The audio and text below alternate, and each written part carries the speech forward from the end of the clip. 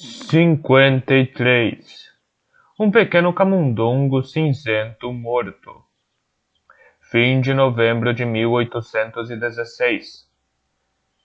Na noite seguinte, numa sala em que a melancolia e o esplendor veneziano se mesclavam de maneira romântica e satisfatória, Strange e os Greysteel sentaram-se para cear juntos.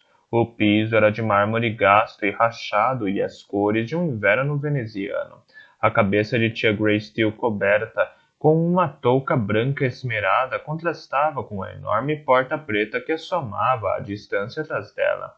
Encimando a porta havia entalhes indistintos muito semelhantes a um monumento funerário, cingido por sombras lúgubres. Nas paredes de reboco viam-se espectros de afrescos, pintados com espectros de cores, todos glorificando alguma antiga família veneziana cujo último herdeiro morrera afogado havia muito tempo. Os proprietários atuais eram pobres como camundongos de igreja e durante anos não tiveram condições de restaurar a casa. Chovia lá fora e, o mais surpreendente, também lá dentro. De algum lugar na sala vinha o som desagradável de água gotejando em abundância no chão e nos móveis. Mas os Greysteel não se deixavam deprimir e tampouco se privavam de um bom jantar por causa de tais trivialidades. Tinham expulsado as sombras fúnebres com uma excelente luz viva de velas e encobriam o som da água gotejante com risos de conversação. De modo geral, conferiam um alegre caráter inglês à parte da sala em que estavam. Mas eu não entendo, disse Strange. Quem cuida da velha? Cavalheiro judeu, respondeu o Dr. Greysteel, que parece ser um velho bastante caridoso, provê-lhe acomodação, e os seus criados lhe colocam pratos de comida ao pé da escada. Mas de que maneira fazem a comida chegar até ela? Exclamou Miss Greysteel. Ninguém sabe. O Sr. Tosetti acredita que os gatos a levam. Que tolice! Afirmou o Dr. Greysteel. Quem já ouviu falar de gatos fazendo algo útil? Afora olharem fixamente para nós com altivez, comentou Strange. Isso tem uma espécie de utilidade moral. Imagino, pois faz com que nos sintamos incomodados e nos incentiva a reflexão ponderada sobre imperfeições. A estranha aventura dos Greysteel vinha servindo de assunto para a conversa desde que se sentaram para jantar. Flora, minha querida, disse tia Greysteel, Mr. Strange começará a pensar que não conseguimos falar de outra coisa. Ah, não dê atenção ao que digo, replicou Strange. É algo curioso, e nós, magos, colecionamos curiosidades, sabe? Poderia curá-la por meio da magia, Mr. Strange? Perguntou Miss Greysteel. Curar loucura? Não. Embora não por falta de tentativas. Uma vez pediram-me que visitasse um velho cavalheiro louco para ver o que eu poderia fazer por ele. Acredito que aquela foi uma ocasião em que lancei meus encantamentos mais fortes, mas ao cabo da visita, a loucura continuava nele. Mas deve haver fórmulas para curar a loucura, não? Perguntou Miss Greysteel com entusiasmo. Certamente os magos áureos tinham uma. Miss Greysteel passara a se interessar pela história da magia e agora suas conversações incluíam palavras como áureo e argênteo. Possivelmente, respondeu Strange. Mas, nesse caso, a prescrição se perdeu há centenas de anos. E, ainda que fosse há milhares de anos, estou segura de que isso não seria necessariamente um impedimento para o senhor. O senhor nos relatou dezenas de exemplos de encantamentos que se acreditavam perdidos e que conseguiu recuperar. É verdade, mas em geral eu tinha uma ideia de como começar. Nunca ouvi falar de um caso sequer de um mago áureo que curasse loucura. Os magos tinham um ponto de vista bem diferente do nosso com relação à loucura. Julgavam os loucos, videntes, profetas e lhe escutavam as divagações com muita atenção. Que curioso! Por quê? Mr. Norrell acreditava que os seres mágicos tinham compaixão pelos loucos. Isso e o fato de que estes são capazes de perceber espíritos mágicos quando ninguém mais consegue. Strange fez uma pausa. Disse que a velha senhora é muito louca? Perguntou. Ah, sim, creio que é. A sala de estar após o jantar. Na sala de estar após o jantar, o Dr. Greysteel adormeceu profundamente na cadeira. Tia Greysteel cochilou na dela. acordando de quando em quando para se desculpar pela sonolência e logo voltar a cair no sono. Dessa forma, Miss Greystill pôde desfrutar uma conversa a sós com o Strange pelo resto da noite. Tinha muito a lhe dizer, por sugestão dele ler havia pouco, uma história do Rei Corvo para crianças de Lord Portishead, e desejava lhe fazer perguntas a respeito. Entretanto, ele parecia distraído e várias vezes ela teve a impressão desagradável de que não lhe prestava atenção. No dia seguinte, os Greystill visitaram o arsenal e ficaram admirados com sua escuridão e vastidão. Passaram umas 2 horas ociosas em lojas de raridades, onde os vendedores pareciam quase tão pitorescos e antiquados como as próprias raridades, e tomaram sorvete num confeiteiro perto da igreja de San Stefano. A todos os prazeres do dia, Strange fora convidado, mas de manhã bem cedo tia Greystill recebera um breve bilhete em que ele lhe apresentava respeitos e agradecimentos, mas dizia que encontrara por acaso um novo curso de investigação que não ousava dispensar. E os estudiosos, minha senhora, como sabe pelo exemplo de seu próprio irmão, são os seres mais egoístas da criação. São os seres mais egoístas da criação. E penso que essa dedicação à pesquisa justifica tudo. Tampouco apareceu no dia seguinte, quando visitaram a Scuola di Santa Maria della Carità, nem no outro dia, quando foram de gôndola a Torcello, uma ilha solitária, invadida por juncais e envolta em uma névoa cinzenta, onde a primeira cidade veneziana fora erguida. Vivera dias de esplendor para ser depois abandonada e finalmente desmoronar de todo. Havia muito tempo. Mas embora Strange estivesse trancado em seus aposentos perto de Santa Maria Zobenigua, praticando magia, o Dr. Greystill foi poupado da angústia de sentir sua falta, em grande parte pela frequência com que lhe mencionava o nome. Se os Greystill caminhassem pela Rialto, e se a vista dessa ponte motivasse o Dr. Greystill a falar de Sherlock, de Shakespeare e da situação do teatro moderno, estava seguro de que teria o benefício das opiniões de Strange sobre tais assuntos, pois Miss Greystill as conhecia todas e conseguia argumentar sobre elas tão bem como sobre os próprios assuntos. Se numa loja de raridades os Greystill se fascinassem pela pintura de um peculiar urso dançante, isso só ensejava Miss Greystill a falar ao pai de um conhecido de Mr. Strange que tinha um urso empalhado numa caixa envidraçada. Se os Greystill comessem carne de cordeiro, Miss Greystill com certeza se recordava de uma ocasião em que Mr. Strange lhe contou que havia comido carne de cordeiro no Lyme Regis. Na noite do terceiro dia, o Dr. Greystill enviou uma mensagem a Strange propondo-lhe que tomassem um chá e um copo de aguardente italiana. Encontraram-se no Florian pouco depois das 6. É um prazer vê-lo, disse o Dr. Greystill. Mas o senhor parece pálido. Anda se lembrando de comer, de dormir, de fazer exercícios? Creio que comi alguma coisa hoje, respondeu Strange. Embora não consiga me lembrar o que. Conversaram por algum tempo assuntos sem importância, mas Strange estava transtornado. Várias vezes respondeu o Dr. Greystill a esmo, depois sorvendo seu último gole de grapa. Consultou o relógio de bolso e disse: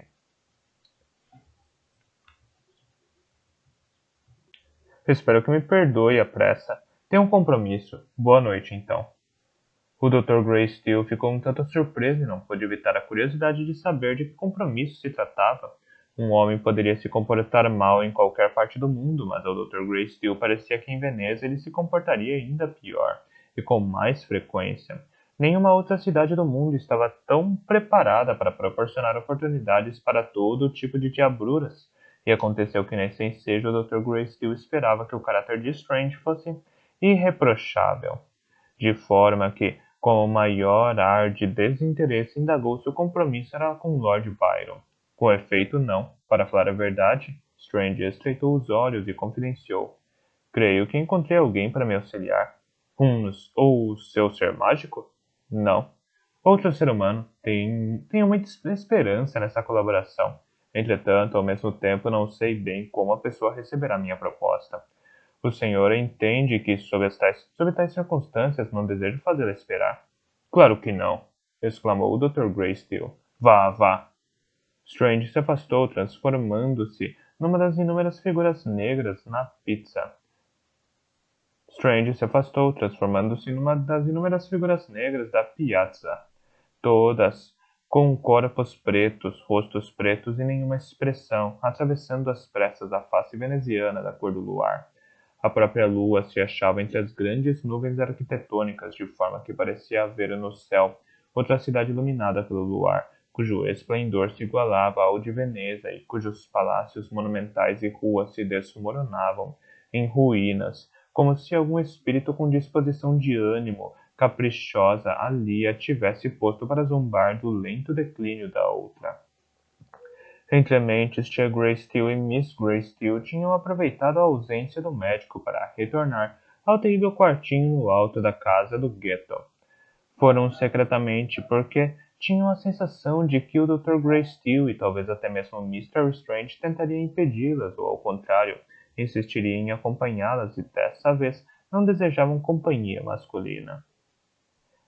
Eles quererão falar a respeito, disse tia Greystill. Tentarão imaginar como ela chegou a essa triste condição, mas de que servirá? Como isso poderá ajudá-la? Miss Greystill levara algumas velas e um castiçal. Acendeu a vela para que vissem o que faziam. Depois das cestas que carregavam, tiravam um delicioso prato de fricassê de vitela, que encheu de um cheiro bom o cômodo de ar viciado e horrível. Alguns pãezinhos frescos, maçãs e um chale para aquecê-la. Tia Greystill pôs o prato de fricassê de vitela diante de Mrs. Delgado, mas verificou que os dedos e as unhas da mão da velha eram curvos e rijos como garras e não conseguiam sustentar o cabo da faca e do garfo. Bem, minha querida, disse afinal tia Greystill. Ela mostra bastante interesse pela comida e com certeza lhe fará bem, mas deixemos que coma do jeito que julgar melhor. Desceram para a rua. Uma vez fora do prédio, tia Greystill exclamou. Floral, viu? Floral, viu? O jantar dela já estava preparado. Havia um pequeno pires de porcelana, um pires muito bonito, um pouco semelhante ao meu jogo de chá com botões de rosa e miosotes, com um camundongo cinza morto. Miss Greystill parecia pensativa. Diria que era uma cabeça de chicória cozida e temperada com um molho, como os que preparam aqui, parecida com um pequeno camundongo. Minha querida, disse tia Greystill.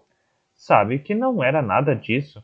Caminhavam pelo Ghetto Vecchio, em direção ao canal de Canarédio, quando Miss Greystill se afastou de repente para dentro das sombras e sumiu de vista. Flora? O que é? Exclamou tia Greystill. O que viu? Não se demore, minha querida, é demasiado escuro aqui entre as casas. Minha querida, Flora, disse Miss Greystill voltou para a área iluminada com a mesma rapidez com que dela se afastara. Não é nada, tia, disse. Não se assuste. Foi só que pensei ter ouvido alguém chamar meu nome e fui ver. Achei que fosse alguém conhecido, mas não havia ninguém lá. Na fondamenta, a gôndola esperava por elas. O remador ajudou-as a embarcar e então, com remadas lentas, partiu. Tia Greystill instalou-se confortavelmente sobre a cobertura no centro do barco. A chuva começou a tamborilar na lona. Quando chegarmos, talvez encontremos Mr. Strange com papai, disse ela. Talvez, respondeu Miss Greystill. Ou quem sabe, ele tenha ido jogar bilhar com Lord Byron novamente, disse tia Greystill. É curioso que sejam amigos. Parecem cavalheiros diferentes um do outro.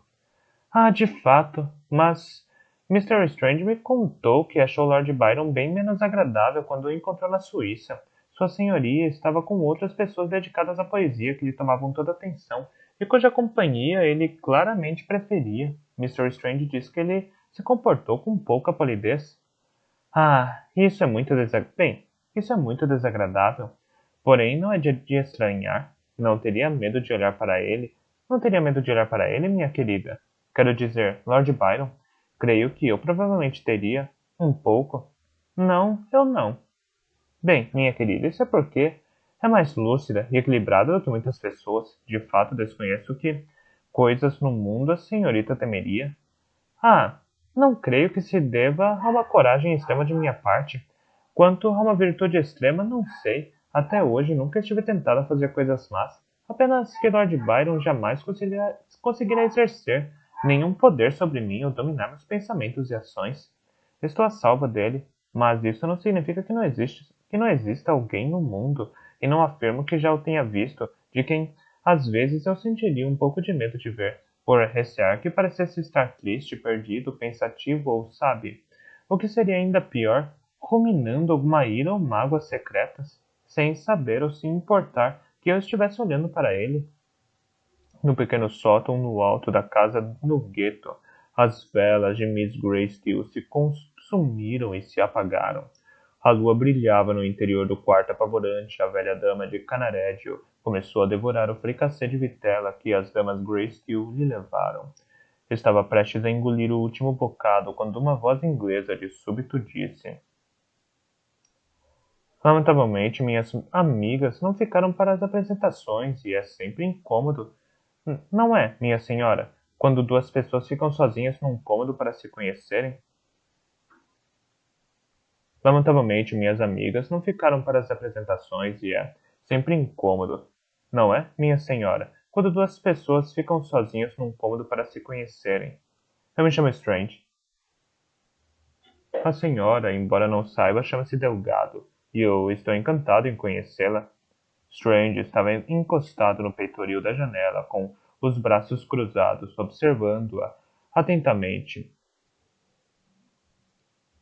Em primeiro lugar, disse, quero lhe assegurar de que não sou uma dessas visitas tediosas que vêm sem um propósito real e sem ter o que dizer. Mrs. Delgado, quero lhe fazer uma proposta. É uma feliz ocasião. Minha senhora, nos conhecemos neste momento. É uma feliz ocasião, minha senhora, nos conhecermos neste momento. Posso oferecer-lhe o que mais aspira e, em troca, a senhora me retribuirá com o que mais aspiro. Mrs. Delgado não deu indicação de que ouvira essas palavras. Voltou a atenção para o pires com o camundongo morto e encarou a boca velha para devorá-lo. E escancarou a boca velha para devorá-lo. Ora, minha senhora, exclamou Strange, devo insistir que deixe o jantar de lado por um instante e atenda para o que digo. Inclinou-se para a frente e pegou o pires. Pela primeira vez, Mrs. Delgado pareceu saber que ele estava ali. Emitiu um pequeno miado de desagrado e olhou contrariada para ele. Quero que me ensine a enlouquecer. A ideia é tão simples que não sei como não me ocorreu antes. Mrs. Delgado resmungou sozinho. Mrs. Delgado resmungou baixinho. Ah, põe em dúvida a prudência da minha medida? Talvez tenha razão. Alguém desejar a loucura para si mesmo é bastante imprudente. Meu mestre, minha esposa e meus amigos ficariam furiosos comigo se soubessem. Fez uma pausa. A expressão sarcástica desapareceu de seu rosto e o tom leve desapareceu de sua voz. Mas reneguei meu mestre. Minha esposa morreu e estou separado dos meus amigos por 30 quilômetros de água gelada e por boa parte de um continente. Pela primeira vez desde que abracei esta estranha profissão, não me vejo obrigado a consultar quem quer que seja. Bom, como começaremos? A senhora precisa me dar alguma coisa que sirva de símbolo e receptáculo de sua loucura. Procurou em volta. Infelizmente, parece que a senhora nada possui, exceto seu vestido. Olhou para o pires que ela segurava. E este camundongo? Creio preferir o camundongo. Strange começou a proferir as palavras de um encantamento. Houve uma explosão de luzes prateadas no quarto, algo entre chamas brancas e o efeito cintilante produzido por fogos de artifício. Por um momento, a luz pairou no ar entre Mrs. Delgado e Strange. A seguir, Strange fez um gesto como se pretendesse atirar a luz sobre ela. A luz flutuou em direção a Mrs. Delgado e só por um momento foi banhada por um esplendor prateado. De repente, a velha dama sumiu de vista, substituída por uma jovem séria e esquiva de vestido antiquado. De repente, a velha dama sumiu de vista, substituída por uma jovem séria e esquiva de vestido antiquado. Depois também ela desapareceu, substituída por uma mulher mais velha, de porte imperioso, mas com um brilho de eminente loucura no olhar. Todas as mulheres que Mrs. Delgado fora na vida bruxulearam por instantes na cadeira. Depois desapareceram. Na cadeira restara tão só um tecido de seda amontoado. Dele saiu um gatinho cinzento. O gato saltou com delicadeza para o chão, depois até o parapeito da janela, e desapareceu na escuridão. Bem, funcionou, disse Strange. Apanhou pela cauda o camundongo morto e quase apodrecido. No instante, os gatos se interessaram por Strange, miando, ronronando e se esfregando em suas pernas para atrair-lhe a atenção. Ele fez uma careta, pois se imaginar o que Jonas Glass teve de aturar a fim de forjar a magia inglesa. Perguntou-se se notaria alguma diferença após realizar o encantamento. Ele se pegaria tentando imaginar se enlouquecera? Ficaria ali parado, se esforçando para ter pensamentos loucos e saber se algum deles lhe pareceria mais natural? Deu uma última olhada para o mundo em volta, abriu a boca e dentro dela pôs cautelosamente o camundongo. Era como mergulhar sob uma cachoeira ou ter o som de 2.000 trombetas no ouvido. Tudo o que pensara antes, tudo o que sabia, tudo o que ele fora, ia sendo levado numa grande inundação de emoções e sensações confusas. O mundo se fez novamente em cores iguais, a chamas insuportáveis. Novos temores, novos desejos, novos ódios o transpassavam. Presenças grandiosas o rodeavam. Algumas tinham bocas perversas cheias de dentes e olhos grandes ardentes. Algo semelhante a uma aranha horrivelmente atrofiada alçava-se ao lado dele. Estava cheia de malignidade.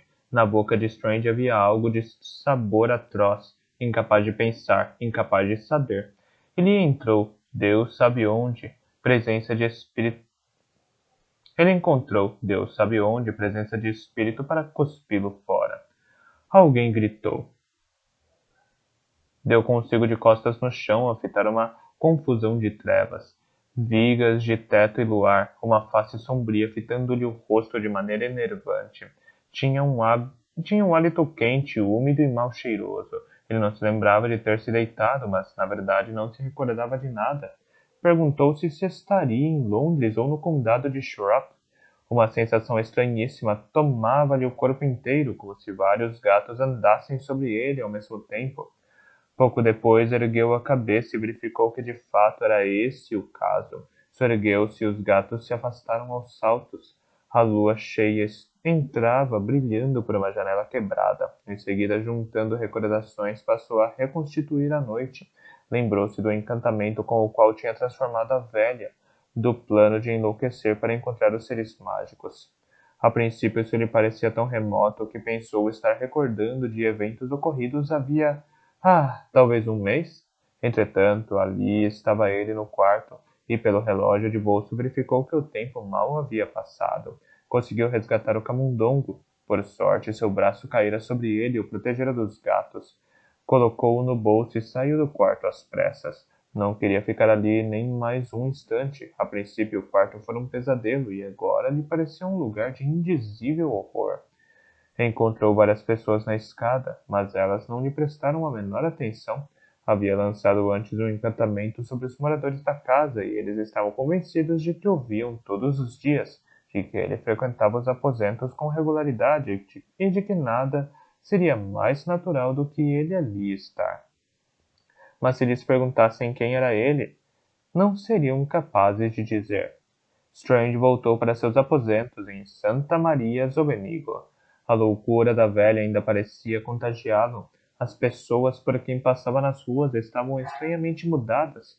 As expressões pareciam ferozes e ininteligíveis, e mesmo o modo como andavam era pesado e feio.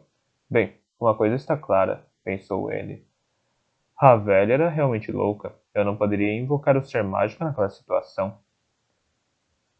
No dia seguinte, levantou-se cedo e logo depois do café da manhã deu início ao processo de reduzir a pó a carne e as tripas do camundongo, conforme vários princípios conhecidos da magia. Deixou os ossos intactos. A seguir transformou o pó em poção. Havia duas vantagens nisso. Em primeiro lugar, e de modo algum sem importância, era bem menos repulsivo engolir umas poucas gotas da poção do que por um camundongo morto na boca. Em segundo lugar, ele acreditava que dessa maneira conseguiria controlar o grau de loucura que se impunha. Às 5 horas, ele tinha obtido um líquido amarronzado cujo odor era principalmente do conhaque que usara no preparo da poção. Entornou numa garrafa. A seguir, contou cautelosamente 14 gotas num copo da poção e bebeu. Passado alguns minutos, olhou pela janela que dava para o campo Santa Maria Zobenigo. Havia um ir e vir de pessoas. A parte de trás da cabeça delas era oca. O rosto não mais do que máscaras finas. Dentro de cada cavidade da cabeça ardia uma vela. Isso era tão claro para Strange que ele se perguntou por que não notara antes. Imaginou o que aconteceria se saísse na rua e soprasse algumas daquelas velas. Riu ao pensar nisso. Riu tanto que não conseguia se manter em pé. O riso ecoou pela casa inteira. Um pequeno resíduo de razão o advertiu de que o senhorio e a família dele não deveriam saber o que ele estava fazendo, portanto se deitou na cama para abafar o riso no travesseiro, esperneando de quando em quando com a simples hilaridade daquilo. Na manhã seguinte, ao acordar, estava na cama completamente vestido e de sapatos. Afora a sensação de entorpecimento e untuosidade que em geral resulta de se dormir com roupas de sair, ele se sentia como sempre, lavou-se, barbeou-se e vestiu outra roupa. Depois saiu para comer e beber alguma coisa. Gostava de um pequeno café situado na esquina de Calle de la Cortesia.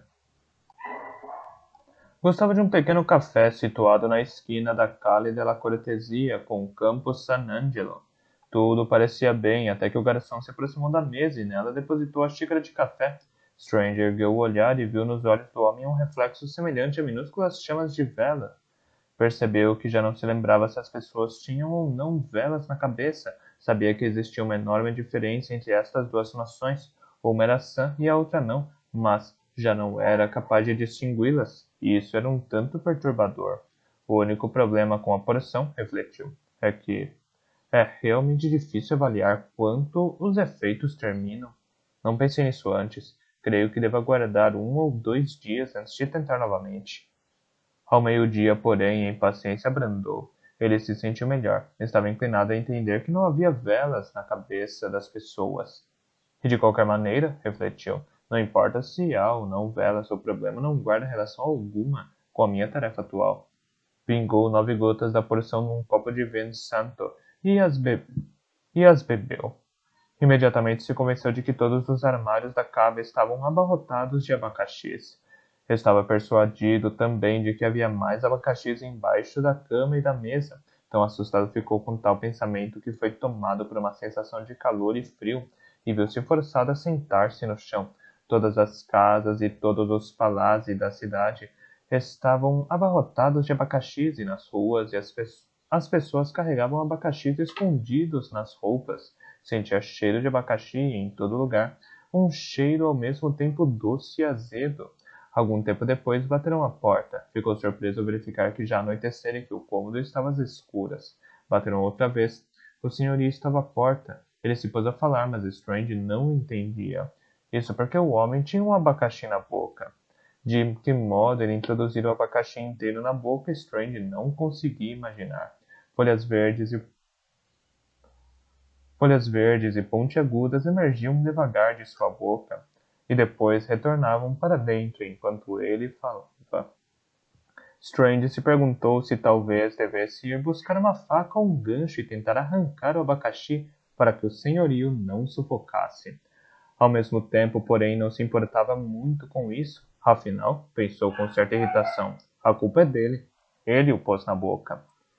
No dia seguinte, no café da esquina da Calle de la Cortesia, um dos garçons estava cortando um abacaxi. Strange, debruçado sobre sua xícara de café, estremeceu ao vê-lo. Descobrira que era fácil enlouquecer. Bem mais fácil do que alguém poderia supor, mas como em toda magia, isso envolvia inúmeros obstáculos e frustrações. Mesmo que obtivesse êxito na invocação de um ser mágico, o que não parecia muito provável, não estaria em condições de conversar com ele. Todos os livros que lera sobre o assunto recomendavam aos magos manter-se vigilantes ao lidarem com seres mágicos. Exatamente quando mais precisasse de todo o seu juízo, ele o teria perdido. Como impressioná-lo com a superioridade das minhas artes de magia se apenas sou capaz de tagarelar sobre abacaxis e velas? Pensou. Passou o dia a andar de um lado para o outro no cômodo, parando de quando em quando para fazer anotações num papel. Ao anoitecer, escreveu um encantamento para invocar seres mágicos e o deixou na mesa. A seguir, pingou 4 gotas da poção num copo de água e o bebeu. Dessa vez, a poção atuou de forma diferente. Ele não foi invadido por crenças ou temores singulares. Com efeito, sob vários aspectos, sentiu-se melhor do que em muitas ocasiões. Mais sereno, mais calmo, menos atormentado. Verificou-se que já não se importava muito com magia. Portas se fechavam com força em sua cabeça e ele ia entrando a esmo em salas e corredores dentro de si mesmo, que havia anos não visitava. Mais ou menos nos primeiros 10 minutos tornou-se o homem que fora aos 20 ou 22 anos. Depois transformou-se numa pessoa totalmente diferente, alguém que ele sempre tivera o poder de ser, mas que por vários motivos nunca fora. Sua primeira vontade após beber a poção foi ir a um ridotto. Parecia ridículo que estivesse em Veneza desde o início de outubro e nunca tivesse visitado um, mas ao consultar o relógio de bolso viu que eram apenas 8 da noite. É cedo demais, observou para ninguém em especial. Sentia-se conversador e procurou em redor alguém em quem confiar. Na falta de coisa melhor, dirigiu-se à pequena escultura de madeira no canto. Não há quem vale a pena ver antes de mais 3 ou 4 horas. Para preencher o tempo, pensou em ir procurar Miss Greystill. Mas acho que a tia e o pai estarão presentes. Emitiu um breve estalo de irritação. Que tédio! Que tédio! Por que mulheres bonitas sempre têm horas de parentes? Olhou-se no espelho. Meu Deus, o nó desta gravata parece ter sido dado por um lavrador. Passou a próxima meia hora atando e reatando a gravata até se dar por satisfeito. Depois descobriu que suas unhas estavam mais compridas do que gostava e não muito limpas. Procurou a tesoura para cortá-las. A tesoura estava em cima da mesa, ao lado de outra coisa. Mas o que é isto? Inquiriu. Papéis. Papéis com encantamentos anotados. Pareceu-lhe extremamente divertido. Sabe, é muito bizarro, disse a pequena escultura de madeira. Mas conhece o sujeito que escreveu isto? Chama-se Jonathan Strange, e pensando bem, acho que estes livros são dele. Leu um pouco mais. Ah, não pode imaginar a tolice em que ele está envolvido agora. Lançando encantamentos para invocar seres mágicos? Ah, diz a si mesmo que é para obter um criado mágico e promover a causa da magia inglesa, mas na verdade é só para aterrorizar Gilbert Norrell. Ele viajou centenas de quilômetros até a cidade mais exuberante do mundo e tudo o que lhe interessa é o que um velho em Londres pensa. Que ridículo! Desgostoso, tornou a pôr o papel na mesa e pegou a tesoura. Virou-se e por pouco não bateu a cabeça contra alguma coisa. Mas o que? Começou. Uma fita preta pendia do dedo. Na extremidade dela havia alguns ossos minúsculos, um frasco pequeno com um líquido escuro, talvez sangue, e um papel escrito, tudo amarrado junto. O comprimento da fita era tal que quase com certeza uma pessoa que se movimentasse pelo cômodo cedo ou tarde bateria contra ela. Strange meneou a cabeça sem acreditar na estupidez alheia. Curvou-se sobre a mesa e começou a aparar as unhas. Passaram-se alguns minutos. Ele tinha uma esposa, sabe? Disse a pequena escultura de madeira. Aproximou a mão da luz da vela para examinar as unhas. Arabella Woodhope. A moça mais encantadora do mundo, mas morta. Morta, morta, morta. Pegou na mesa uma lixa e com ela começou a polir as unhas. Na verdade, pensando bem, será que eu estava mesmo apaixonado por ela? Devo ter estado. Era uma doçura a forma como dizia meu nome e sorria ao mesmo tempo. E sempre que o fazia, meu coração palpitava. Riu. Sabe, é ridículo, admito, mas não consigo me lembrar do meu nome. Lawrence? Arthur? Frank? Gostaria que a Arabella estivesse aqui. Ela saberia. E também me diria. Ela não é de fazer troça e de insistir em um jogo quando ele já deixou de ser divertido. Ah, Deus! Como gostaria que ela estivesse aqui. Sinto uma dor, bem aqui. Deu uma batidinha na altura do coração. E algo quente e duro aqui dentro. Deu uma batidinha na testa. mas estou seguro de que meia hora de conversa com Arabella poria tudo no lugar. Talvez eu devesse invocar o ser mágico desse sujeito e lhe pedir que a traga aqui. Seres mágicos podem invocar os mortos, não podem? Pegou o encantamento de cima da mesa e o leu novamente. Isso não é nada. É a coisa mais simples do mundo. Proferiu rapidamente as palavras do encantamento e a seguir. Porque parecia importante fazê-lo, retomou o polimento das unhas. Nas sombras ao lado do armário pintado havia uma pessoa de casaco verde da cor de uma folha, com cabelos cor de algodão e com um tipo de sorriso superior e divertido no rosto.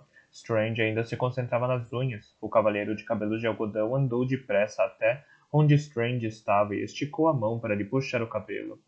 Porém, antes que pudesse fazê-lo, Strange olhou bem para ele e disse: O senhor, por acaso, teria uma pitada de rapé? O cavalheiro de cabelos de algodão se imobilizou. Vasculhei em todos os bolsos deste maldito paletó. Continuou Strange, totalmente alheio ao espanto do cavalheiro, mas não encontrei uma só caixa de rapé. Não consigo imaginar onde estava com a cabeça ao sair sem uma. Em geral, uso a Kendall Brown, se o senhor tiver. Enquanto falava, voltou a remexer nos bolsos, mas se esquecera do pequeno buquê de ossos e sangue que pendia do teto, e ao se movimentar bateu a cabeça contra ele. O buquê balançou para trás, balançou para a frente, e lhe bateu de leve no meio da testa. 54. Uma caixinha da cor da tristeza. 1º e 2º de dezembro de 1816. Soou no ar uma espécie de estalo, logo seguido de uma breve brisa e de um novo frescor, como se um odor acre de repente tivesse sido eliminado do cômodo. Strange piscou umas 3 vezes. Ao recobrar a razão, o primeiro pensamento que lhe ocorreu foi que todo o seu plano meticuloso surtira efeito. Diante dele havia alguém, sem dúvida um ser mágico. O segundo pensamento foi se perguntar o que andara fazendo. Tirou do bolso o relógio e o examinou. Quase uma hora se passara desde que ingerira a poção. Quero me desculpar, disse. Sei que é uma pergunta estranha, mas... Já lhe pedi alguma coisa? Rapé, respondeu o cavalheiro de cabelos de algodão. Rapé? Pediu-me uma pitada de rapé. Quando? O quê? Quando lhe pedi rapé? Agora mesmo? Ah, ótimo. Então não se preocupe. Não preciso mais. O cavalheiro de cabelos de algodão fez uma reverência. Strange estava ciente de que a confusão lhe transparecia no rosto. Lembrava-se de todos os conselhos sérios que lera sobre não permitir que integrantes dessa raça astuta suspeitassem que sabiam mais do que o invocador. Por isso disfarçou a perplexidade assumindo ares sarcásticos. A seguir, lembrando-se de que era ainda mais perigoso aparentar superioridade e assim enfurecer o espírito mágico, disfarçou o sarcasmo com um sorriso. Por fim, voltou a aparentar perplexidade. Não percebeu que o cavalheiro estava tão incomodado quanto ele. Eu invoquei, disse, porque há muito aspirei que algum ser de sua raça me auxiliasse e me instruísse na magia. Ensaiara essa breve declaração várias vezes e ficou feliz ao verificar que soava firme e digna. Lamentavelmente, logo em seguida estragou tudo ao acrescentar com ansiedade. Já mencionei isso antes? O cavalheiro permaneceu calado. Meu nome é Jonathan Strange. Acaso ouviu falar de mim? Estou na fase mais interessante de minha carreira. Acredito que não exagero ao dizer que todo o futuro da magia inglesa depende de minhas ações nos próximos meses. Concorde em me ajudar e seu nome tornar-se-á tão famoso como os de Cole Tom Blue e do mestre Wycherley. 135ª nota. Ora, declarou o cavalheiro, indignado. Pessoas inferiores. Mesmo? Replicou Strange. Não sabia. Continuou. Foi a sua... Fez uma pausa para encontrar as palavras certas. A assistência gentil ao rei da Inglaterra que me chamou a atenção para o senhor pela primeira vez. Que poder! Que espírito inventivo! A magia inglesa carece de espírito nos dias de hoje. Carece de fogo e energia. Não sabe o quanto estou farto dos mesmos encantamentos enfadonhos para solucionar os mesmos problemas enfadonhos. O vislumbre que tive de sua magia provou-me que ela é bastante diferente. O senhor me surpreendeu e desejo ser surpreendido. O cavalheiro arqueou uma sobrancelha perfeitamente sobrenatural, como se de forma alguma fizesse objeções a surpreender Jonathan Strange. Strange continuou impaciente. Ah, e posso também lhe dizer de pronto que existe um velho em Londres chamado Norrell, um mago medíocre que terá acessos de fúria assim que souber que o senhor se aliou a mim. Fará de tudo para nos contrariar e creio que eu e o senhor seremos mais do que um páreo duro para ele. O cavalheiro parecia ter parado de ouvir. Olhava em volta do cômodo, fixando o olhar num objeto, depois em outro. Há algo aqui o desagrada? Perguntou Strange. Por favor, diga-me se for o caso. Não nego que sua sensibilidade. Não nego que suas suscetibilidades mágicas são superiores às minhas. Ainda assim, há certas coisas que interferem em minha capacidade de fazer magia. Creio que se dá assim com todos os magos. Um saleiro, uma sorveira brava, um fragmento de pão eucarístico. Tudo isso me perturba. Não que eu não consiga fazer magia na presença deles, mas sempre me vejo obrigado a levá-los em conta nos encantamentos. Se alguma coisa aqui o desagrada, basta dizer que a removerei. O cavalheiro fitou-o por um momento, como se não tivesse a menor ideia do que Strange falava. A seguir, de repente, exclamou: Sim, minhas suscetibilidades mágicas. O senhor é muito inteligente. Minhas suscetibilidades mágicas são, como o senhor imagina, enormes. E neste exato momento eles me informam que o senhor adquiriu há pouco um objeto de grande poder. Um anel de desencantamento? Um vaso de visibilidade? Algo dessa natureza? Felicitações! Mostre-me o objeto e, sem demora, eu o instruirei acerca de sua história e de seu uso apropriado. Na verdade, não, disse Strange, surpreso. Nada tenho desse tipo? O cavalheiro fechou a cara. Olhou de forma intensa, primeiro para um urinol semi-oculto sob a mesa, depois para um anel de luto que continha uma miniatura de um anjo pintado em marfim, e por fim para um jarro de cerâmica que outrora já contivera pêssegos e ameixas cristalizadas. Não o terá adquirido por acaso? Indagou. Tais objetos podem se revelar bastante poderosos, mesmo quando o mago lhes desconhece a presença. Na verdade, penso que não, disse Strange. Este jarro, por exemplo, foi comprado de um confeiteiro em Gênova. Havia dúzias dele na loja, todos iguais. Não vejo por que uns seriam mágicos e outros não. Tem razão, concordou o cavalheiro. E de fato não parece haver aqui outra coisa que não os objetos habituais? Quero dizer, ajuntou às pressas, objetos que eu esperaria encontrar na residência de um mago com a sua índole. Houve uma pausa breve.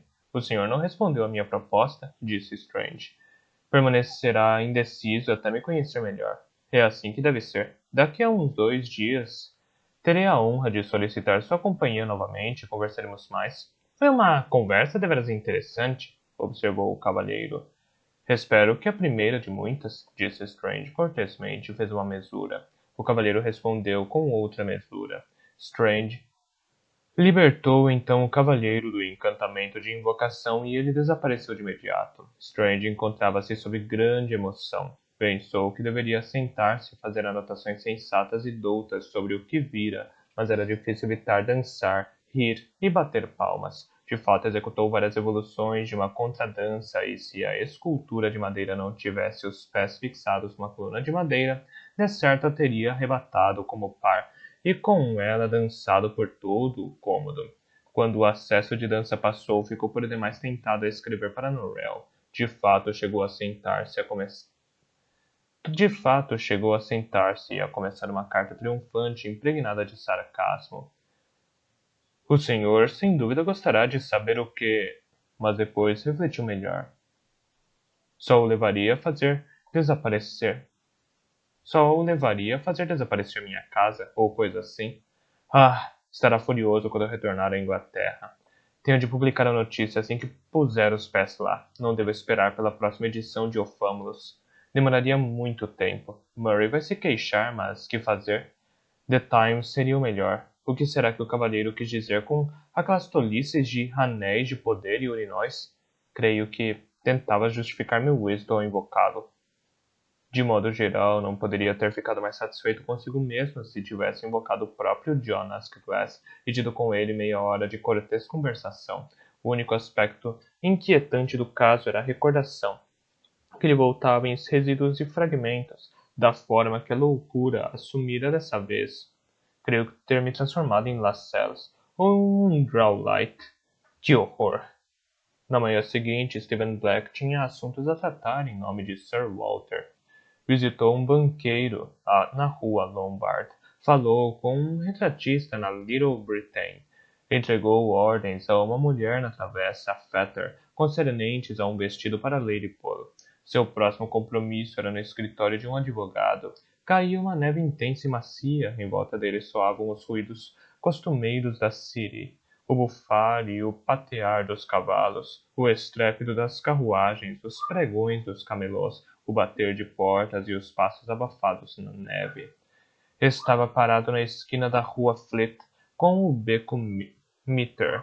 Tinha acabado de tirar do bolso o relógio, presente do cavalheiro de cabelos de algodão, quando todos os ruídos cessaram como se cortados por uma faca. Por um instante pareceu ter ensurdecido, mas pouco antes de ficar de fato apreensivo, olhou em volta e percebeu que havia outra peculiaridade.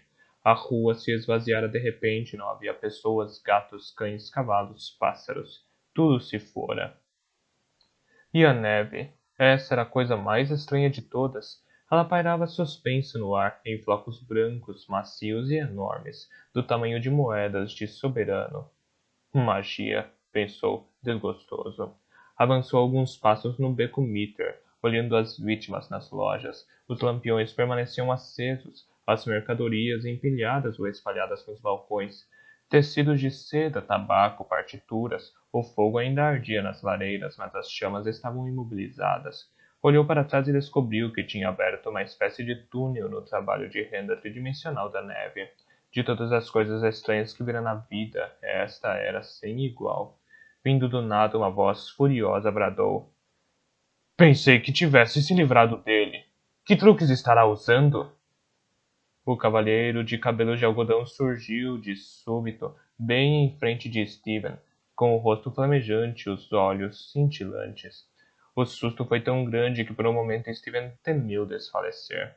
Mas, sabendo muito bem o quanto o cavalheiro prezava a calma e a compostura, ocultou seu pavor da maneira possível e disse com a voz ofegante: Tivesse se livrado de quem, senhor? Ora, do mago, Stephen, do mago. Pensei que ele tivesse adquirido algum objeto potente para lhe revelar minha presença, mas nada encontrei em seus aposentos e ele me jurou não possuir nada do gênero. Só para me certificar, dei a volta no planeta na última meia hora e examinei cada anel de poder, cada cálice e moedor. Nenhum está faltando. Estão todos onde imaginei que estivessem. Dessa explicação bastante incompleta, Stephen deduziu que o mago tivera êxito em invocar o cavaleiro de cabelo de algodão e com ele conversar. Mas por certo, senhor, disse, houve época em que o senhor desejou ajudar os magos, fazer magia com eles e obter-lhes gratidão. Foi assim que resgatou Lady Polo, não foi? Talvez venha a perceber que gosta disso mais do que pensa. Ah, talvez. Mas certamente, realmente não creio. Digo-lhe, Stephen, além da inconveniência de ele me invocar quando bem entende, foi a meia hora mais enfadonha que passei desde há muito. Nunca ouvi alguém falar tanto. É a pessoa mais presunçosa que já conheci. Gente assim que fala consigo mesma sem parar e não tem tempo para ouvir os outros desagrada-me por demais. Ah, de fato, senhor, é deveras irritante, e parece-me provável que, uma vez que o senhor está ocupado com o mago, teremos de adiar o propósito de me tornar rei da Inglaterra, não? O cavalheiro disse algo bastante raivoso em seu idioma, possivelmente uma maldição. Acho que tem razão, e isso me deixa mais zangada do que todo o resto junto. Meditou por um instante. Mas de outra forma, talvez não seja tão ruim como receamos. Esses magos ingleses são, em geral, muito tolos. Normalmente querem as mesmas coisas. Os pobres desejam um suprimento interminável de nabos ou mingau. Os ricos querem ser mais ricos ou dominar o mundo. E os jovens pretendem o amor de uma princesa ou de uma rainha. Assim que ele me pedir alguma dessas coisas, eu o satisfarei. E de certo isso lhe trará um mundo de problemas para sua cabeça. É desse modo que acontece. Ele ficará entretido e então eu e o senhor poderemos dar continuidade ao plano de torná-lo rei da Inglaterra. Ah, Stephen, como estou feliz em tê-lo procurado. É do senhor e não de qualquer outro que sempre ouço as coisas mais sensatas. Num instante, a ira do cavalheiro se dissipou e ele se encheu de alegria. O sol saiu de trás de uma nuvem e toda aquela estranha queda de neve suspensa cintilou e resplandeceu ao redor deles, embora Stephen não soubesse se era ou não uma proeza do cavalheiro. Estava prestes a salientar que na verdade não estava sugerindo nada, quando o cavalheiro desapareceu. Tudo reapareceu de súbito. Pessoas, cavalos, carruagens, gatos, cães, e Stephen colidiu com uma mulher obesa de peliça roxa. Strange saiu da cama com excelente disposição de ânimo. Dormira durante 8 horas ininterruptas. Pela primeira vez após semanas não se levantara no meio da noite para fazer magia. Como recompensa a si mesmo pelo sucesso na invocação do ser mágico, resolveu que esse seria um dia de folga. Pouco depois das 10, compareceu ao palácio onde os Greysteel estavam hospedados e encontrou a família preparando o café da manhã. Aceitou o convite de sentar-se à mesa, comeu alguns pãezinhos quentes, tomou um pouco de café e disse a Miss Greysteel e a tia Greysteel que estava ao inteiro dispor delas. Tia Greysteel delegou com satisfação à sobrinha a parte do privilégio que lhe cabia. Miss Greysteel e Strange passaram a manhã juntos lendo livros sobre magia, livros que ele havia lhe emprestado ou recomendado e que ela comprara. Era uma história do Rei Corvo para crianças de Portishead, a vida de Martin Pale de Hickman e a anatomia de um minotauro de Hattergrey. Strange os tinha lido quando começara a estudar magia e achou graça ao perceber como agora eles lhe pareciam simples, quase inocentes. Era a coisa mais agradável do mundo lê-los para Miss Greysteel, responder às perguntas dela e ouvir sua opinião sobre eles. Ávida, inteligente e, pareceu a ele, um tanto séria em demasia. A 1 hora, após um leve repasto de carne fria, tia Greysteel afirmou que estavam sentados há bastante tempo e propôs um passeio. Creio, Mr. Strange, que o senhor apreciará o ar fresco. Estudiosos muitas vezes negligenciam exercícios. Somos sujeitos lamentáveis, minha senhora, concordou Strange animadamente. Fazia um belo dia, eles caminharam pelas ruas e vielas estreitas e depararam com uma feliz sucessão de objetos intrigantes, uma escultura de um cão com um osso na boca, o santuário de um santo que nenhum deles reconheceu, um grupo de janelas cujas cortinas de início aparentaram ser feitas de pesadas grinaldas de renda muito fina, mas que após um exame mais atento eram apenas teias de aranha, imensas e entremescladas, permeando cada parte do cômodo. Imensas e entremescladas, permeando cada parte do cômodo. Não havia guia para lhes contar sobre essas coisas. Não havia ninguém por perto a quem pudessem fazer perguntas, por isso se entretinham inventando explicações. Pouco antes do crepúsculo, entraram numa pequena e fria praça sepulcral com um poço no centro, um lugar curiosamente vazio e ermo. O chão era pavimentado com pedras antigas, as paredes exibiam uma quantidade surpreendentemente pequena de janelas, como se as casas houvessem se ofendido com algo que a praça fizera, dando-lhe resolutamente as costas e voltando-se para o outro lado. Havia uma lojinha que parecia não vender outra coisa além de balas de goma num número infinito de variedades e cores. Estava fechada, mas Miss Greysteel e a tia espiaram pela vitrine e se perguntaram em voz alta quando abriria e se conseguiriam achar o caminho de volta para ali. Strange perambulou, não pensava em nada em especial. O ar estava bastante frio, agradavelmente frio, e no céu surgiu a primeira estrela da noite. Deu-se conta de um rangido peculiar às costas e se virou para ver o que produzia o som. No canto mais escuro da pequena praça algo estava parado, algo que ele jamais vira igual. Era preto, tão preto que poderia ser composto da escuridão circundante. Sua cabeça, ou a parte superior dela, tinha a forma de uma liteira antiquada, igual a que de quando em quando se via transportando matronas em Bath.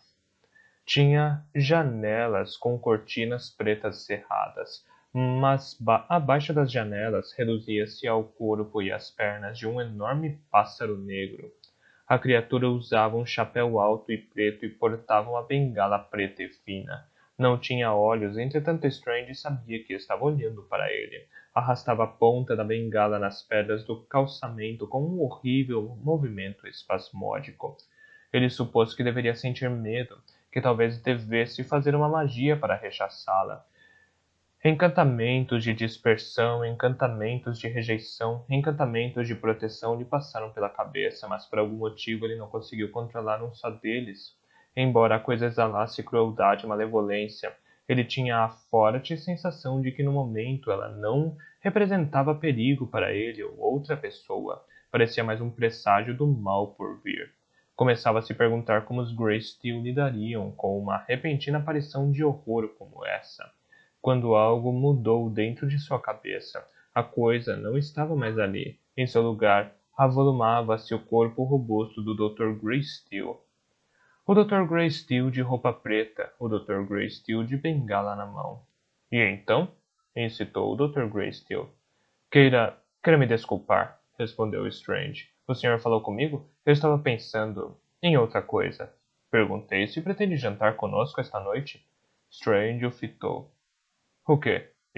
O que foi? Está indisposto? Perguntou o Dr. Greysteel. Perscrutou Strange como se visse no rosto ou na conduta do mago algo de que não gostava. Estou muito bem, garanto-lhe, disse Strange. E com prazer jantarei com sua família. Nada seria melhor. Apenas prometi a Lord Byron jogar bilhar com ele às 4 da tarde. Encontraremos uma gôndola que nos leve de volta, disse o Dr. Greysteel. Creio que Louise está mais cansada do que admite. Referia-se à tia Greysteel. Onde encontrará sua senhoria? Em que lugar deveríamos dizer ao gondoleiro que o deixe? Obrigado, disse Strange, mas irei andando. Sua irmã tinha razão. Preciso de ar fresco e de exercício. Miss Greysteel ficou um pouco desapontada ao saber que Strange não voltaria com eles. As duas damas e o mago se despediram demoradamente e insistiram em se lembrar que se encontrariam dali a poucas horas, até que o Dr. Greysteel começou a perder a paciência com eles. Os Greysteel se foram em direção ao rio.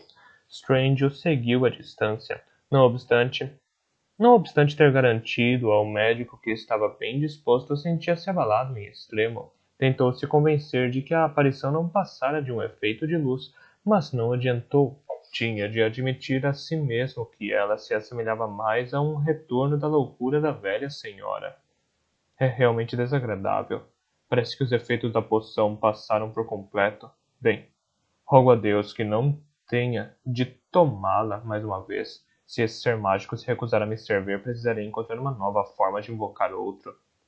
Saiu da viela, entrou numa área mais iluminada do rio, viu que os Greysteel haviam encontrado uma gôndola e que alguém, um cavalheiro, ajudava Miss Greysteel a entrar nela. Pensou de início que se tratasse de um estranho. Mas depois percebeu que o cabelo da pessoa era como se feito de um algodão reluzente. Correu ao encontro dele. Mas que bela jovem! Exclamou o cavalheiro enquanto a gôndola se afastava do desembarcadouro. Seus olhos faiscavam luminosos. E dança de forma encantadora, não? Dança? Replicou Strange. Não sei. Deveríamos ter ido a um baile em Gênova, mas não fomos porque ela sentiu uma dor de dente. Surpreende-me vê-lo aqui. Não esperava que aparecesse antes que eu o invocasse. Ah, mas andei pensando em sua proposta de fazermos magia juntos, e agora me dou conta de que é um plano excelente. Alegra-me ouvir isso, disse Strange, reprimindo um sorriso. Mas, diga-me, há semanas venho tentando invocá-lo. Por que não veio antes? Ah, é fácil de explicar, afirmou o cavalheiro e se pôs a contar uma longa história de um primo que era muito maldoso e invejoso de todos os seus talentos e virtudes, que detestava os magos ingleses sem exceção, e que de alguma forma conseguira distorcer a magia de Strange de maneira que o cavalheiro só tomara conhecimento das invocações na noite anterior. Era uma história assaz complicada e Strange não entendeu uma só palavra. Mas como julgou prudente dar a impressão de que entendera, fez uma mesura de aquiescência. E para demonstrar como me sensibiliza a honra que o senhor me dá, concluiu o cavalheiro, eu lhe oferecerei qualquer coisa que deseje. Qualquer coisa? Repetiu Strange com um olhar penetrante. E esta oferta tem, se bem entendo a natureza de um acordo firmado, não irá me negar algo depois de eu ter designado meu pedido, irá? Não é o meu desejo. E posso pedir riqueza, domínio sobre o mundo, esse tipo de coisa? Exatamente, respondeu o cavalheiro com um ar de deleite. Ergueu as mãos para começar. Bem, mas não desejo nada disso. Quero principalmente informações. Qual foi o último mago inglês com quem o senhor lidou? Um momento de silêncio. Ah, o senhor não quererá saber disso, afirmou o cavalheiro. Garanto-me. Garanto-lhe. É por demais enfadonho. Bem, vamos. Deve haver algo que o senhor deseja acima de tudo, não? Um reino tudo seu? Uma bela companheira, a princesa Pauline Borghese? É, uma mulher encantadora e posso trazê-la num piscar de olhos? Strange abriu a boca para dizer algo, mas parou por um instante. O senhor disse Pauline Borghese? Centésima, 36ª nota. Viu um retrato dela em Paris? Centésima, 37ª nota. Depois, recobrando a compostura, prosseguiu. Mas não me interesso por isso no momento. Fale-me de magia. Como me transformar num urso ou numa raposa? Quais são os nomes dos 3 rios mágicos que percorrem o reino de Grace? Ralph Stokesay acredita que esses rios tiveram influência sobre o encantamento sobre acontecimentos na Inglaterra. Ralph Stokesay acreditava que esses rios tiveram influência sobre acontecimentos na Inglaterra. É verdade? Em A Linguagem dos Pássaros há a menção de um grupo de encantamentos lançados pela manipulação de cores. O que me diz a respeito? O que representam as palavras nas praças de Doncaster? O cavalheiro levantou as mãos para o ar em fingida surpresa. Perguntas demais, riu. Pretendia ser uma risada alegre e despreocupada, mas soava um tanto forçada. Bem, então responda uma delas, a que o senhor escolher. O cavalheiro apenas abriu um sorriso agradável. Strange fitou com indisfarçada irritação. Aparentemente a oferta não se estendia a conhecimentos, apenas a objetos. Se eu quisesse me dar alguma coisa, eu mesmo me compraria um presente, pensou Strange. Se quisesse ver Pauline Borghese, eu a procuraria e me apresentaria a ela. Não preciso de magia para isso. Mas como? Ocorreu-lhe uma ideia. Em voz alta disse.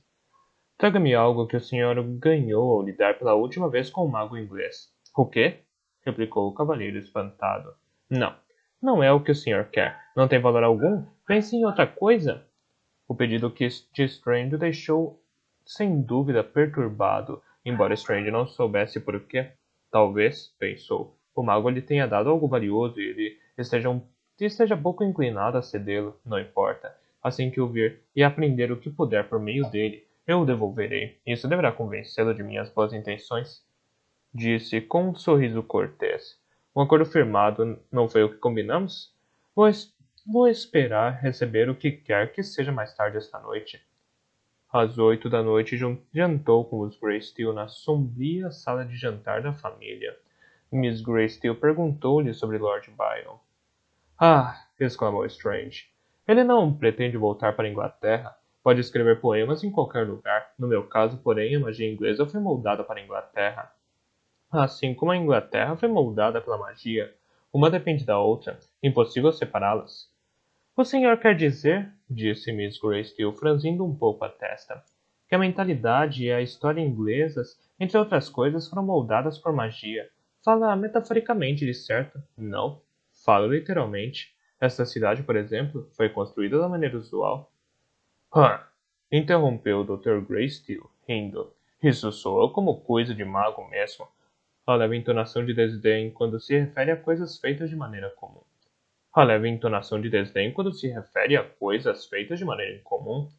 Não foi minha intenção parecer descortês. Garanto-lhe que tenho a maior estima por coisas feitas da maneira comum. Não, apenas quis dizer que as fronteiras e a forma da Inglaterra foram determinadas por magia. Não estou certo disso? Retrucou o Dr. Greysteel com desdém. Dê-me um exemplo. Pois não. Existiu uma vez uma cidade muito imponente na costa do condado de York, cujos cidadãos começaram a querer saber por que o rei Jonas Glass cobrava-lhes impostos. Sem dúvida alegavam, Um mago assim tão poderoso poderia fazer surgir do ar todo o ouro que desejasse.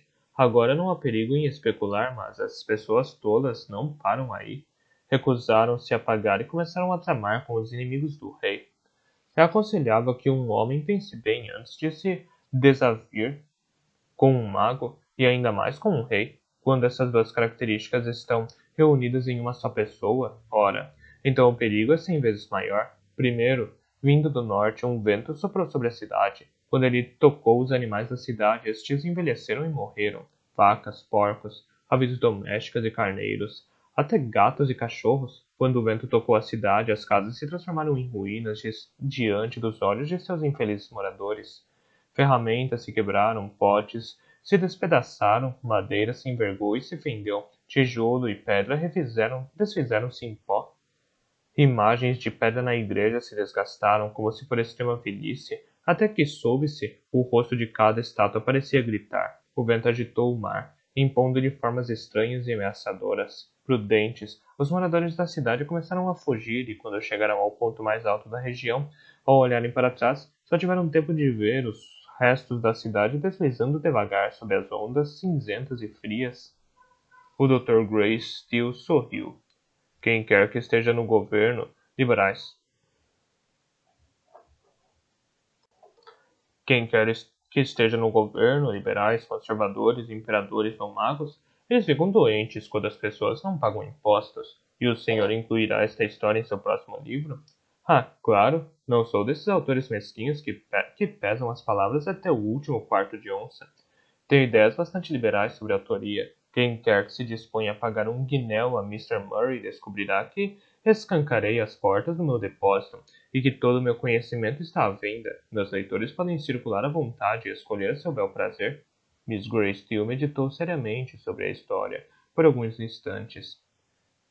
Ele de certo foi provocado, disse afinal, mas ainda assim foi o ato de um tirano. De algum lugar na sombra soaram passos que se aproximavam. O que deseja, Frank? Perguntou o Dr. Greystill. Frank, o criado do Dr. Greystill, saiu da penumbra. Encontramos uma carta e uma caixinha, senhor, ambas para Mr. Strange. Frank pareceu perturbado. Bem, não fique aí parado boquiaberto. Mr. Strange está aqui, sentado bem aí ao seu lado. Entregue-lhe a carta e a caixinha. A expressão e a atitude de Frank revelavam que ele lutava com alguma grande perplexidade. Seu senho franzido sugeria que ele acreditava estar perdido. Fez uma última tentativa de comunicar seu desconcerto ao patrão. Encontramos a carta e a caixinha no chão, do lado de dentro da porta, senhor, mas a porta estava trancada à chave e aferrolhada. Então alguém deve tê-la destrancado e desaferrolhado, Frank. Não faça mistérios, replicou o Dr. Greystill. A seguir, Frank entregou a carta e a caixa a Strange e se afastou para dentro da escuridão novamente, a resmungar consigo mesmo e a perguntar a cadeiras e mesas que encontrava no caminho por que tipo de estúpido eles o haviam tomado. Tia Greystill inclinou-se e cortesmente solicitou a Mr. Strange que não fizesse cerimônia, pois estava entre amigos e deveria ler a carta sem demora. Era muita gentileza da parte dela, mas um tanto desnecessária, visto que Strange já tinha aberto o papel e estava lendo a carta. Ah, tia! Exclamou Miss Greystill, pegando a caixinha que Frank depositara na mesa. Veja, que linda! Era uma caixa pequena e oblonga, aparentemente feita de prata e porcelana. Havia nela um belo matiz de azul, porém, não exatamente azul, e sim mais semelhante ao lilás, mas também não exatamente lilás, visto ter um toque de cinza. Para ser mais preciso, era da cor da tristeza. Felizmente, como nem Miss Greystill nem tia Greystill jamais tinham se visto muito atormentadas pela tristeza, não a reconheceram. É mesmo muito bonita, disse a tia. É italiana, Mr. Strange? Hã? Fez Strange, erguendo o olhar. Não sei. Há alguma coisa dentro? Perguntou tia Greystill. Acredito que sim. Acredito que sim, respondeu Miss Greystill, começando a abri-la. Flora! Exclamou o Dr. Greystill, meneando a cabeça enfaticamente para a filha. Ele acreditava que se tratasse de um presente que Strange pretendia dar a Flora, Não lhe agradava a ideia, mas o Dr. Greystill achava-se incompetente para julgar os tipos de comportamento que um homem experiente e moderno como Strange dava-se a liberdade de se permitir. Strange, o nariz ainda mergulhado na carta, não viu nem ouviu o que se passava à volta, pegou a caixinha e a abriu. Há alguma coisa dentro? Perguntou tia Greystill. Strange fechou a caixa rapidamente. Não, minha senhora, nada. Guardou-a no bolso, chamou Frank imediatamente e pediu um copo d'água. Despediu-se dos Greystill logo após o jantar e seguiu direto para o café na esquina da Queue de la Cortesia. A primeira visão do conteúdo da caixa fora assustadora e ele desejava estar em público. Quando tornasse a abri-la, o garçom lhe trouxe um conhaque. Ele tomou um gole e abriu a caixa. De início supôs que o ser mágico lhe enviara a réplica de um duelo amputado. De início supôs que o ser mágico lhe enviara a réplica de um dedo amputado branco e pequeno, feito de cera ou de um material afim e bastante realista. Estava tão pálido, tão exangue, que parecia estar esverdeado, com um traço de rosa nos sulcos em volta da unha. Espantava-o que alguém houvesse trabalhado tanto para produzir algo tão horrendo, mas assim que o tocou percebeu que não era de cera. Estava gélido, porém a pele se movimentava da mesma forma que a pele de seu próprio dedo, e os músculos podiam ser detectados sob ela. Pelo toque e pela vista, era sem dúvida alguma um dedo humano. A julgar por seu tamanho, parecia ser o dedo de uma menina, ou talvez o dedo mínimo de uma mulher, de mãos muito delicadas. Mas por que o mago deu-lhe um dedo? Perguntou-se. Será o dedo do próprio mago? Não, não creio. A não ser que se tratasse de um mago criança ou mulher. Ocorreu-lhe que uma vez ouvira algo a respeito de um dedo, porém não conseguia se lembrar do que era. Estranhamente, não se recordava do que lhe tinham contado. Achava que se lembrava de quem lhe havia contado, Drawlight. O que explica por que não prestei atenção. Mas por que Drawlight falara sobre magia? Quase nada sabia disso e pouco se importava. Bebeu um pouco mais de conhaque. Pensei que se tivesse um ser mágico para me explicar tudo, todos os mistérios seriam esclarecidos. Mas o resultado é que acabei diante de outro mistério. Começou a refletir sobre as várias histórias que ouvira acerca dos grandes magos ingleses e de seus criados mágicos. Martin Pale com Mestre Wycherley, Mestre Fabalthrough e os demais. Mestre Faboltot e os demais. Thomas Godbless com Deacon Tuesday, Merald com Coleman Gray e, o mais famoso de todos, Ralph Stokesay com Colton Blue.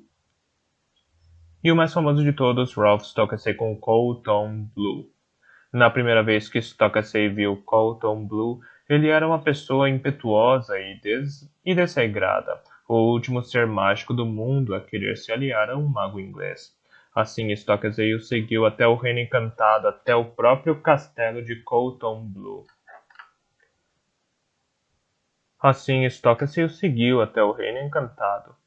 Até o próprio castelo, 138ª nota, de Colton Blue, e tendo ido sob a forma invisível, descobriu muitas coisas interessantes. 139ª nota. Strange não era tão inocente a ponto de supor que a história, como fora transmitida a crianças e historiadores da magia, fosse uma descrição exata do que ocorrera.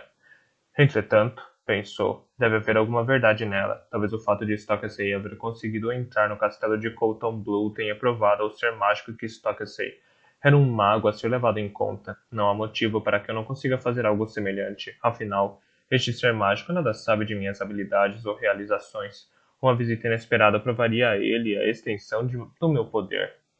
Recordou-se do dia nebuloso e de neve em Windsor, quando ele e o rei por pouco não entraram no reino encantado, induzidos pela magia do cavalheiro. Pensou no bosque e nas pequenas luzes dentro dele que sugeriam uma casa antiga. As estátuas do rei de certo levariam até lá, mas pondo de lado a promessa a Arabella, ele não desejava encontrar o cavalheiro por meio de magia que já fizera. Desejava agora algo novo e surpreendente. Quando visse o cavaleiro na próxima vez, queria estar possuído da confiança e do júbilo que um novo encantamento de sucesso sempre lhe dava. Um reino encantado nunca está distante. O reino encantado nunca está distante, pensou, e existem 1000 maneiras de lá chegar. Não serei eu capaz de encontrar uma delas? Conhecia um encantamento capaz de criar um caminho entre dois seres que o mago designasse.